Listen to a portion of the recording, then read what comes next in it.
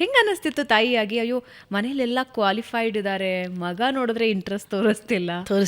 ಏನು ಅನ್ನಿಸ್ತಿತ್ತು? ನಂಗೆ ಅವ್ರ ಫ್ಯೂಚರ್ ಬಗ್ಗೆ ಬಹಳ ಯೋಚನೆ ಇತ್ತು. ನಾವೇನು ಕೋಟ್ಯಾಧೀಶ್ವರರಲ್ಲ. ಸೊ ನಮ್ಮ ಮಕ್ಕಳು ಓದಲಿಲ್ಲ ಅಂದರೆ ಬ್ರಾಹ್ಮಣರಿಗೆ ಇನ್ನೇನು ಮಾಡೋದು, ಹೊರಗಡೆ ಹೋಗಿ ಏನೂ ಓದಲೇ ಇಲ್ಲ ಅಂದರೆ ಲೈಕ್ ಹೇಗೆ ಜೀವನ ಮಾಡೋದು ಇವ್ರುಗಳು, ಅದೊಂದು ಆತಂಕ ನಂಗೆ ಕುಟ್ಕೊಳ್ತು. ಆಮೇಲೆ ಹಾಗೂ ಹೀಗೂ ಅವನು ಒಂದು ಅವನು 7th ಸ್ಟ್ಯಾಂಡರ್ಡಿಗೂ ಇವನು ಹುಟ್ಟ 7 ವರ್ಷಕ್ಕೆ ಇವನು ಹುಟ್ಟಿದ್ನಲ್ಲ. ಇವನು ಬೆಳೀತಾ ಇವನು 10th ಸ್ಟ್ಯಾಂಡರ್ಡಿಗೆ ಬರೋದಕ್ಕೆ ಇವನು 3rd ಸ್ಟ್ಯಾಂಡರ್ಡಲ್ಲಿದ್ದ, 3rd ಸ್ಟ್ಯಾಂಡರ್ಡಲ್ಲಿದ್ದ ನಿಖಿಲು. ಆಮೇಲೆ ನೋಡಿದ್ರೆ ಸೇಮ್ ಕತೆ. ಅವನಿಗೆ ಇಷ್ಟ ಇಲ್ಲ ಅಂದರೆ ಇವನಿಗಿನ್ನೂ ಇಷ್ಟ ಇಲ್ಲ. ಅವನು ಸ್ಕೂಲಿಗೆ ಕಳಿಸ್ಬೇಕು ಅಂದರೆ ಹಿಂದಿನ ದಿನ ನಾವು ನಾರ್ತ್ ಇಂಡಿಯಾದಲ್ಲಿ ನಮ್ಮ ಹಸ್ಬೆಂಡು ಟ್ರಾನ್ಸ್ಫರ್ ಆಗಿ ಹೋಗಿದ್ವಿ ಅಲ್ಲಿಗೆ. ಹಿಂದಿ ಹೋಗಿ ಟೈಮಲ್ಲಿ ಹಿಂದಿ ಬರ್ತಿರ್ಲಿಲ್ಲ. ಮತ್ತು ಒಂದಿನ ಇವನಿಗೇನೋ ನೋವಾಯ್ತಂತೆ. ಮನೆಯಿಂದ ಏನು ಗೊತ್ತಾ, ಹಿಂದಿನ ದಿನ ಕೇಳೋನು ನಾಳೆ ಸ್ಕೂಲ್ ಇದೆಯಾ ಅಂತ.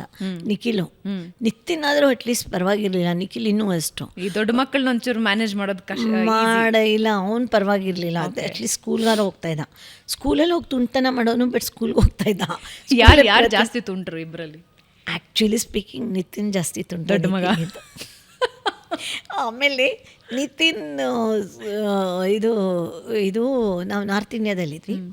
ಆವಾಗ ಇವನು ಅಲ್ಲಿ ನಿಖಿಲ್ಗೆ ಹಿಂದಿ ನನಗೂ ಬರ್ತಾ ಇರಲಿಲ್ಲ, ನಿತಿನ್ಗೂ ಬರ್ತಾ ಇರಲಿಲ್ಲ, ನಮ್ಗೆ ಯಾರಿಗೂ ಹಿಂದಿ ಬರ್ತಾ ಇರಲಿಲ್ಲ. ಮತ್ತು ಅಲ್ಲಿ ಒಂದು ಸ್ಕೂಲಿಗೆ ಸೇರಿಸಿದ್ವಿ ಅವನ್ನ 1ನೇ ಕ್ಲಾಸ್ಗೆ. ಯು ಕೆ ಜಿಗೆ ಸೇರಿಸಿದ್ವಿ. ಯು ಕೆ ಜಿಗೆ ಸೇರಿಸಿದಾಗ ಹಿಂದಿನ ದಿನ ಅಲ್ಲಿ ಬರೀ ಹಿಂದಿ ಮಾತಾಡ್ತಾಯಿದ್ರು ಸ್ಕೂಲಲ್ಲಿ. ಇವನು ಹಿಂದಿನ ದಿನ ನಾವು ಇವನನ್ನು ಕಳಿಸ್ಬೇಕು ಯು ಕೆ ಜಿಗೆ. ಹಿಂದಿನ ದಿನ ಕೇಳೋನು ನಾಳೆ ಸ್ಕೂಲ್ ಇದೆಯಾ ಅನ್ನೋಣ.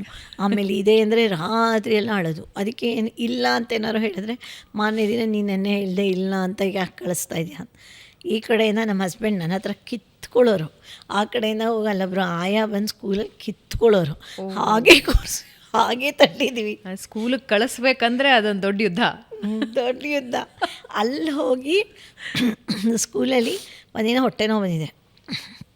ಆಮೇಲೆ ನಾನು ಟೀಚರ್ಗೆ ಹೇಳಬೇಕಿತ್ತಲ್ಲ, ನೀನು ಹೊಟ್ಟೆ ನೋವಿದೆ ಅಂತ ನಂಗೆ ಫೋನ್ ಮಾಡಿರೋರು ಅಂದರೆ ಯಾವ ಭಾಷೆನಲ್ಲಿ ಹೇಳಮ್ಮ ನಾನು. ಹಿಂದಿ ಬರಲ್ಲ, ಇಂಗ್ಲೀಷ್ ಬರಲ್ಲ, ಹಿಂದಿ ಬರಲ್ಲ, ಯಾವ ಭಾಷೆಲ್ಲಮ್ಮ ಹೇಳಿ ನಾನು ಅಂತ ಇದು ಮಾಡ್ದೆ.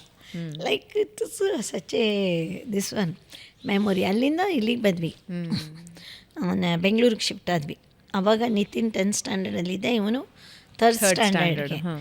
ಫಸ್ಟ್ ಡೇ ಆಕ್ಸ್ಫರ್ಡ್ ಸ್ಕೂಲಲ್ಲಿ ರಿಟರ್ನ್ ಟೆಸ್ಟ್ ಕೊಟ್ಟರೆ ಖಾಲಿ ಪೇಪರ್ ಕೊಟ್ಟು ಬಂದಿದ್ದಾನೆ. ಅದಕ್ಕೆ ಟೀಚರು ಹೆಡ್ಮಿಸ್ಸು ನಿಮ್ಮ ಮುಖ ನೋಡಿ ಕೊಡ್ತಾಯಿದ್ದೀವಿ ನಿಮ್ಮ ಮಗನಿಗೆ, ನಾವು ಇಲ್ಲಾಂದರೆ ನಾವು ತಗೋತಾ ಇರಲಿಲ್ಲ ಅಂತ. ಆಮೇಲೆ Nikhil used to sit in ground floor 3rd ಸ್ಟ್ಯಾಂಡರ್ಡ್ಗೆ, ನಿತಿನ್ 10th ಸ್ಟ್ಯಾಂಡರ್ಡ್ಗೆ 4th ಫ್ಲೋರು, 3rd ಫ್ಲೋರೇನು 4th ಫ್ಲೋರು. ಅಲ್ಲಿ ಟೀಚರ್ ಗೋಡೆ ಕಡೆಗೆ ತಿರ್ಕೊಂಡ್ರೆ ನಿಖಿಲ್ ಬರ್ರಂತ ಓಡೋಗಿ ಅಣ್ಣನ ಕ್ಲಾಸ್ಗೆ ಹೋಗೋದು. ಇಲ್ಲಿಂದ ಈ ಮಕ್ಳುಗಳೆಲ್ಲ ನಗೋದು, ಅಲ್ಲೋದ್ರೆ ಆ ಮಕ್ಳುಗಳು ನಗೋದು.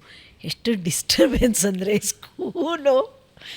ನನಗೆ ಪ್ರಿನ್ಸಿಪಾಲ್ ಕರೆದುಬಿಟ್ಟು, ಮೇಡಮ್ ನೀವು ಒಬ್ಬ ಮಗನಾದರೂ ಈ ಸ್ಕೂಲಿಂದ ಕರ್ಕೊಂಡೋಗಿ, ಒಬ್ಬ ಮಗಂಗೆ ನಾವು ಇಟ್ಕೋತೀವಿ, ಇನ್ನೊಬ್ಬನ ಪ್ಲೀಸ್ ಕರ್ಕೊಂಡು ಹೋಗ್ಬಿಡಿ.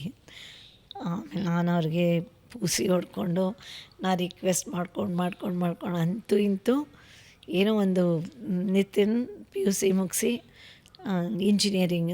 ನನ್ನ ಹಠ ಇಂಜಿನಿಯರಿಂಗ್. ನಮ್ಮ ಹಸ್ಬೆಂಡ್ ಹೇಳಿದ್ರು ಅವ್ನಿಗೆ ಓದೋದ್ರಲ್ಲಿ ಇಂಟ್ರೆಸ್ಟ್ ಇಲ್ಲ, ಬಟ್ ಅಂದರೆ ಹೇಗೋ ನನ್ನ ಎಫರ್ಟಿಂದ ಅವನಿಗೆ 68% 78% CBSEನಲ್ಲಿ ಬಂತು.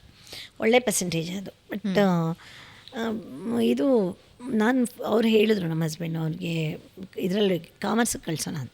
ನಾನು ಹೇಳಿದೆ ಇಲ್ಲ, ನಮ್ಮ ಮನೇಲೆಲ್ಲ ಇಂಜಿನಿಯರ್ಸು, ನನ್ನ ಮಗನ ಇಂಜಿನಿಯರ್ ಮಾಡಬೇಕು. ಅವನಿಗೆ ಇಂಜಿನಿಯರಿಂಗ್ ಸಬ್ಜೆಕ್ಟ್ ಇಷ್ಟ ಇಲ್ಲ.